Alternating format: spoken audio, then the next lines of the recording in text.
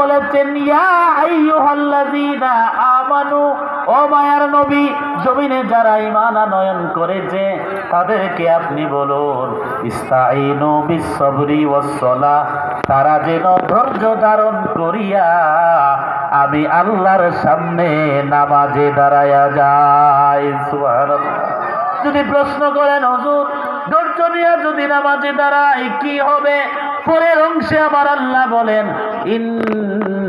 ইন্নাল্লাহা মা'আস সাবিরিন।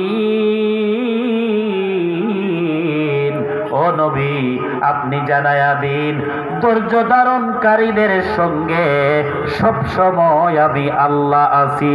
সুবহানাল্লাহ। ও মুসলমান, উসাইল গ্রামের মানুষ, অনেক মানুষ আছেন, আমার মনে হয় যদি মাদ্রাসার যে আশপাশের মানুষ আসতো আজকে এই প্যান্ডেলে জায়গা দেওয়া সম্ভব হইতো না, ঠিক কিনা? ও মুসলমান, মুসলমান শুনো রে আব্বা জানেরা, শুনো রে যুবক ভাইয়েরা, আসলেন না, আসলেন না।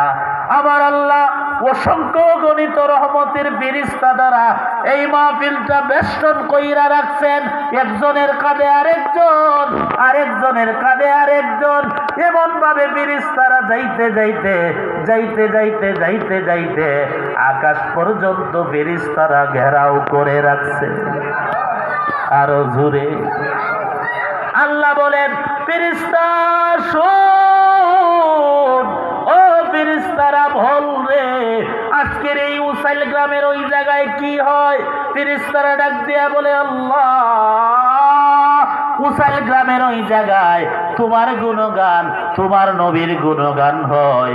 সমস্ত মানুষেরা বৈশা বৈশা তোমার গুণগান আর তোমার নবীর গুণগান শুনে। সুবহানাল্লাহ।